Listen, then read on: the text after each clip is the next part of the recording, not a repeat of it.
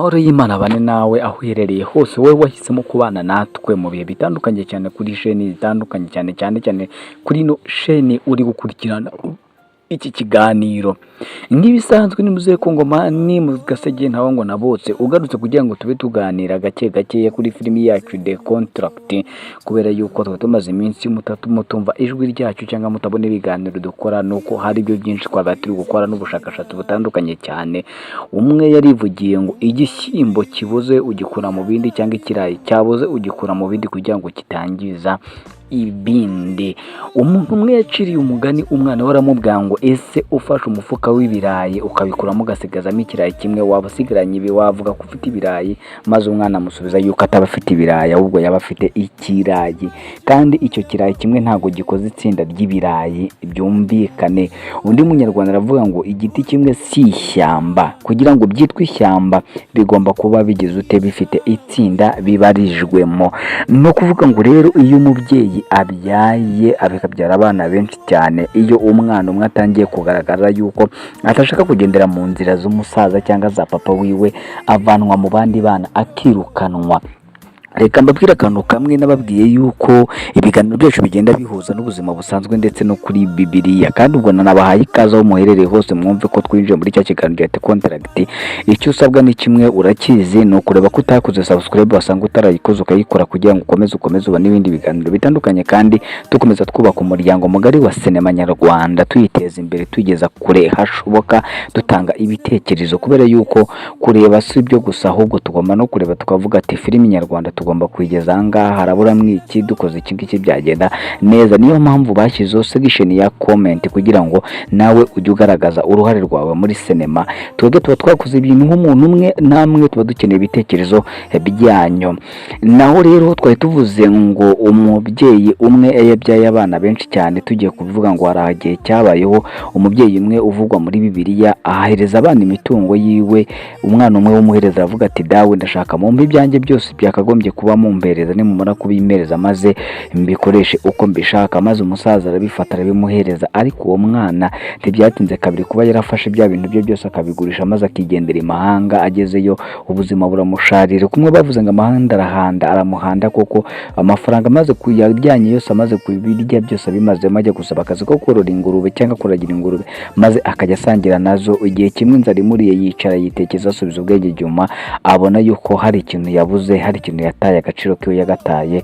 Yikuye mu rugo asubira mu rugo, maze isa amubonye ku irembo ahita amwakirana yombi, amubagira ikimasa kibyibushye ndetse amuhereza n'ibindi byinshi cyane, n'impeta ndetse n'ikanzu ihenze y'umuhengeri. Nuko bimeze rero. Umubyeyi umwe rero uri kuvuga mu ino nkuru yacu ya The Contract, umubyeyi bita Tayiga ufite abana babiri, Renzo ndetse na Bobo. Aho ubu ntituzi neza umubyeyi wundi yaba yaragiye, ariko iyo tubirebye ukuntu tukareba imyaka ya papa wabo tukareba n'imyaka y'abana, ahari yasanga umubyeyi yaritabye Imana. Ariko ibyo ngibyo nabyo turi kubikoraho ubushakashatsi, tubicukumbura kandi kugira ngo tumenye ahantu yaba yaragiye. Se yaba yaragiye imahanga, cyangwa iyi sendika yabo niyo yaba yaramuhitanye bitewe n'amakosa uno mugabo yigeze kujya akora menshi cyane yo kuba afite amafaranga y'abantu, nayo ashobora kuba yaba intandaro y'uko ari wenyine, ari kurera abana wenyine. Rimwe rero umugani yavuze yuko umuntu ngaramutse avuye mu ntara akagera ahantu kuri Nyabarongo agasanga ikirara cyacitse, yakora iki? Ngo no gusubira inyuma, maze arangije avanga ikirara kibakwa mu mezi make cyane, n'amezi 5. Ibyo yabikuye ko kubera ko yamaze guca umwana wiwe, kubera ko umwana wiwe yanze kugenda nk'uko yagendaga. Ibi bishatse kuvuga iki? Ubundi umubyeyi yabyaye abana babiri, ntabwo abana babiri bose bafata imico y'uwo mubyeyi umwe nk'uko abyifuza, ahubwo buri umwana wese ashobora gufata imico itandukanye n'iyundi, kubera yuko baba barabyawe n'ababyeyi babiri kandi bafite imico itandukanye. Nimba Renzo yumvikana na se 100%, bivuze ngo niwe yakurikije 100%. Nimba business yumva yakora buri kimwe cyose kugira ngo business igende neza, yakurikije papa wiwe. Mu gihe Bobo we nimba yumva ko business atayikora mu buryo nk'ubwase, ahubwo agomba kuyikora mu nzira ziwe z'umucyo, ntago byumvikane ko uyu mubyeyi wiwe w'umumama mama niwe Bobo yaba yarakurikije ijana ku ijana. Nizere ko ibi bintu muri kubyumva rero. Imico y'aba bantu rero ni gutyo twamaze kwikoraho ubushakashatsi kubera ko papa Bobo kuva ku ntangiriro ntabwo yumvaga ko Bobo yabanaga na Ariel cyangwa wa musheri wiwe uvuka kwa pasiteri, bitewe nuko yari yaramaze gusinyanya ibisezerano n'undi mugabo umwe uba muri sendika yabo, ariko iyo sendika ikaba atari mu gihugu cy'iwe, ikaba iri mu gihugu cyo hanze. Bakorana ubucuruzi bwabo bw'amasemagaringi cyangwa bw'amagendo n'ibiyobyabwenge ndetse n'imbunda no gucuruza ibice by'imibiri by'abantu, nk'uko nagiye mbibabwira mu bindi biganiro bitandukanye twagiye ducisha kuzi chaîne zitandukanye. Ngaho nguko rero ukuntu byimeze rero, ubwo Bobo yamaze gucibwa nk'uko mwabyiboneye avanwa mu rugo. Uyu munsi Renzo niwe wari uri gushaka kumenya impamvu, maze yakuyemo ikintu gikomeye cyane cy'uko papa wiwe ashaka ko umukobwa bita Peri ari we ugomba kubana n'umukungu bita Bobo, ariko Bobo we akaba yaramaze kumenya yuko ingoyi cyangwa umuco wo gushakirwa na base wamaze gucika cyane, ahubwo dusigaye buri muntu wese yishakira ndetse akigererayo kubera ko umwenda wari ucingirije ahera watabutsemo kabiri. Ubu ni ukuvuga ngo buri muntu wese agomba kurya ifi yirobeye, nta muntu ugitekereza cyangwa ugitegereza uko bajya kumurobera agafi kiwe kugira ngo akarye, ahubwo niwe wishyiriramwo ubwe bushatse kugira ngo mbere. Urabizi yuko umugabo yagendaga akazana ayahura n'undi mugabo bakasezerana bagakwera mu kabari, maze ukazabona bakuzaniye umugore ati uyu niwe mugore wawe. Ariko ubu ngubu ntabwo bigiye, ari kubera uko twese twamaze gukora n'imitima yacu isigaye ihitamo uko twebwe tubishaka.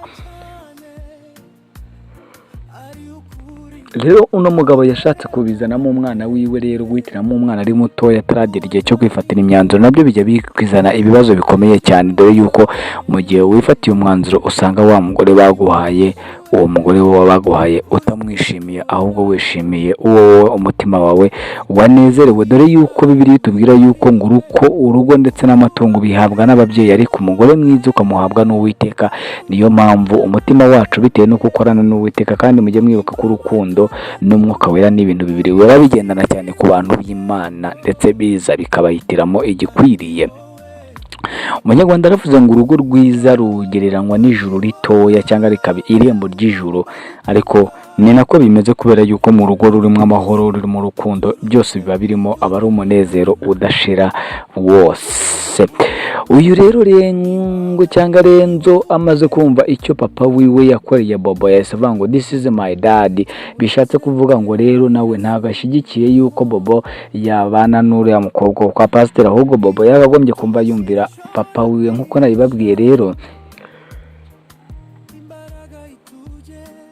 imico y'aba bahungu yose iratandukanye, ariko bahuriye kuri papa ndetse na mama, ariko ubu bose bagiye bafata imico yo ku mpande zitandukanye. Bobo ikigaragara we yakurikije mama wiwe, mama wiwe yari umunyamahoro kandi akunda ukuri ndetse arwanya ikibi. Ni no mpamvu Bobo rero mwibuke n'inshuro nyinshi cyane bamubwiye ngo ajye kugambanira Kiramani cyangwa Kamirewo kugira ngo abashe kuba yamukorera ibintu bibi. Nyuma yuko Kamirewo rero yameye gufata akazi, urumva ko Bobo nta kintu bari bakimukeneye, niyo mpamvu bahise bamujugunya kubera yuko yabaye yuzureze cyangwa ikintu kidakenewe mu muryango wabo. Ariko baba bibeshya cyane, burya bavuga yuko n'ukandagira agahunga adahonyora, kandi iri zaba imbuto ritajya rimungwa. Umuntu wamwanga none, ariko ejo ugasanga niwe ukeneye.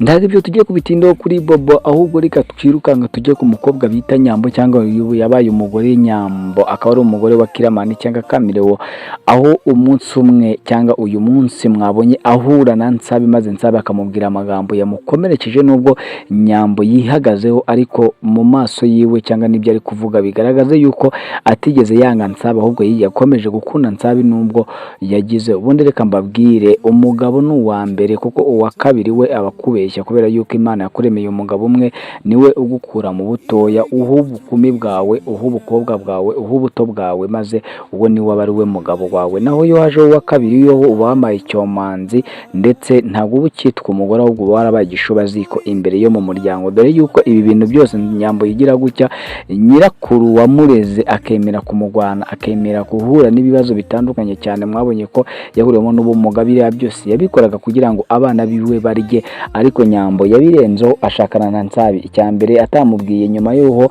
abatandukanye na Nsabi ajya gushakana n'uwo yita ko wamushakiye akazi. Ibyo bintu byose rero bizageraho bigira burya ngo ntawicira ku ntebe y'ikinyoma. Igihe kizagera nyirakuru amenye ko Nyambo yashatse ku bagabo babiri, maze ahita avuga ati iyi nyana ni iya Mweru, dore ko na mama wanyu yabataye akajya kwishakira abandi bagabo, akabanza ajya muri uduhinja nk'abarera nk'abagwagwana. None ibi nibyo unyituye. Burya umubyeyi wese ashimishwa no kwambika ikamba. Aho uherereye hose niba uri kumva iki Kinyarwanda, uzamenye yuko umubyeyi wawe ikintu kizamunezeza si uko ufite amafaranga menshi, ahubwo ikizamunezeza ni ukubona uba umuntu ukomeye, uba umugore uko uhamye w'icyubahiro, cyangwa uba umugabo uhamye w'icyubahiro. Ibyo nibyo bizanezeza umubyeyi wawe. Kukumva ngo waraye ku mugabo umwe ubundi watashye, ibyo ngibyo ntabwo bibanezeza, kuko baba bashaka yuko ufata kamwe ugasasa kamwe, maze nimba ugiye kubaka ukamenya ko ari ukubaka ugakura, nimba ari ukutubaka kandi ukamenya yuko ibyo ukora ubizi neza, ufite target yawe cyangwa ufite intego zawe z'ibyo uzageraho.